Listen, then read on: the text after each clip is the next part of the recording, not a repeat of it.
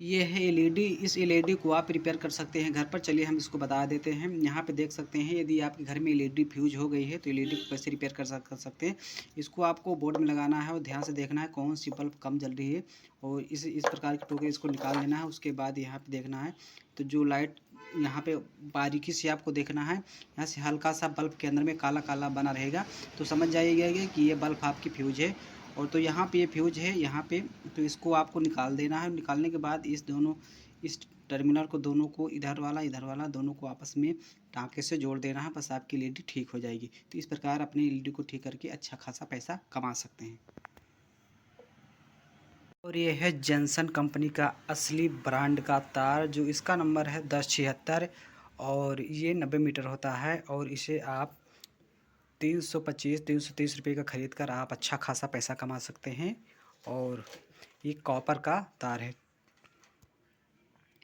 इस प्रकार चार्जर आप सबके यहाँ होगा, लेकिन इस निशान का मतलब नहीं समझते। आज इस निशान का मतलब बताते हैं आपको कि इस प्रकार यदि निशान होता है, ये वाला जो घर टाइप का बना है, तो इसका मतलब होता है कि आप इसे घर पर यूज कर सकते हैं, किसी सरकारी विभाग में यूज नहीं कर सकते हैं। और इस साइड में जो घेरा बना है, इसका मतलब ये होता है कि ये 2 बार चेक किया गया है कि इसमें कोई प्रॉब्लम तो नहीं है।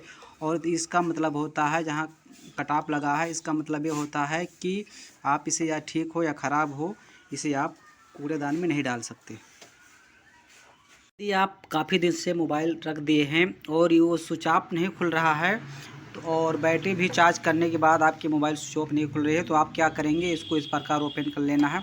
और ओपन करने के बाद यहाँ पे आप देखेंगे बड़ा सा ये CPU यूपीएस है, मतलब CPU का काम करता है। सारे मोबाइल का प्लेट का जो होता है यही कंट्रोल करता है। तो इसको आपको क्या करना है, इसको हीट करना है। और हीट किस प्रकार करना है कि ये ज़्यादा आरे बगल जो है साइड में, ये आपका कंपोनेंट आपका निकलने ना पाए। तो इस प्रकार यदि आपको इसको हीट करने में प्रॉब्लम हो रही है, तो आपको तरीका बता देता है। इसको पूरा खोल लेना है। खोलने के बाद इस प्लेट को निकाल लेना है, और इसकी जो पत्ती है जो रिपीट होती है, उसको उतार के नीचे से आप किसी मोमबत्ती या किसी दिए के सहारे से इसे गर्म कर सकते हैं।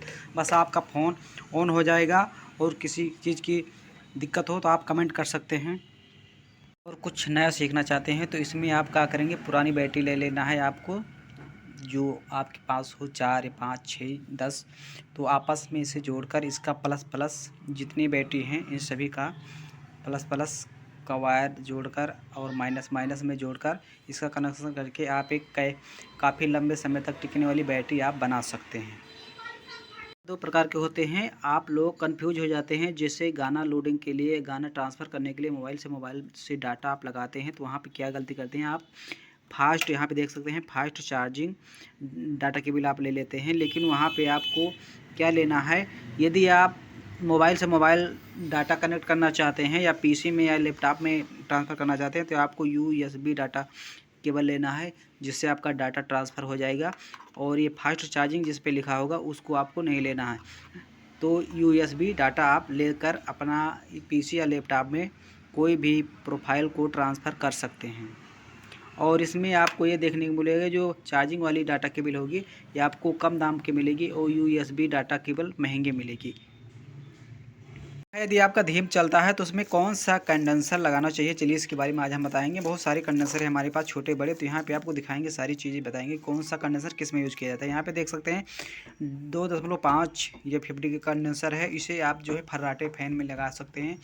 और दूसरी बात, इसको आप वहाँ भी लगा सकते हैं, छत वाले फ़ैन में लगा सकते हैं। सीलिंग फ़ैन में ये 2.5 या 50 का कंडेंसर लगाया जाता है। तो यहाँ पे आप देख सकते हैं ये 2.5 का, और ये है 4 एमएम का, यानी यहाँ पे जो 5 पत्ती का पर होता है जो ज़मीन पे रखा जाता है, उस वाले फ़ैन में इसको लगाया जाता है। क्योंकि ये ताकतवर कंडेंसर होता है, जिसमें ज़्यादा ताकत लगती है, ज़्यादा पत्ती होती है, जो पिकअप में चलता है, वो उसमें इसको आप लगा सकते हैं। फर्राटे में लगाएंगे तो आपका पंखा जल जाएगा, ख़राब हो जाएगा। तो आप इतना ज़्यादा का जो है कंडेंसर आपको नहीं लगाना है फर्राटे में।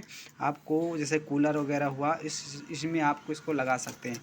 और भी इसमें और आता है, इसको आपको देख सकते हैं, ये 4 का है। अभी हम आपको दिखाएंगे, इसमें एक और आता है, कहाँ हो गया, ये देखिए।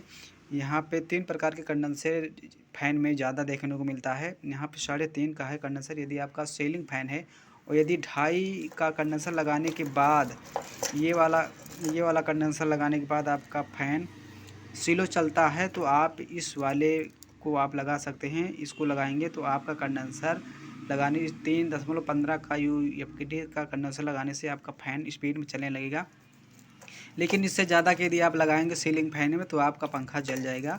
और इससे भी यदि नहीं चलता है तो आप 4 का लगा सकते हैं। 4 का लगाने के बाद यदि आपका पंखा हीटिंग होता है तो समझ जाइए कि आपके पंखे में कोई ना कोई चीज़ की प्रॉब्लम है, आप उसे दुकान पर रिपेयर करा सकते हैं। ऐसी बहुत सारी जानकारी हम आपको देते रहेंगे। हमारे चैनल पर नए हैं तो चैनल को सब्सक्राइब कीजिए। मिलते हैं अगले वीडियो में, तब तक के लिए जय हिंद जय भारत।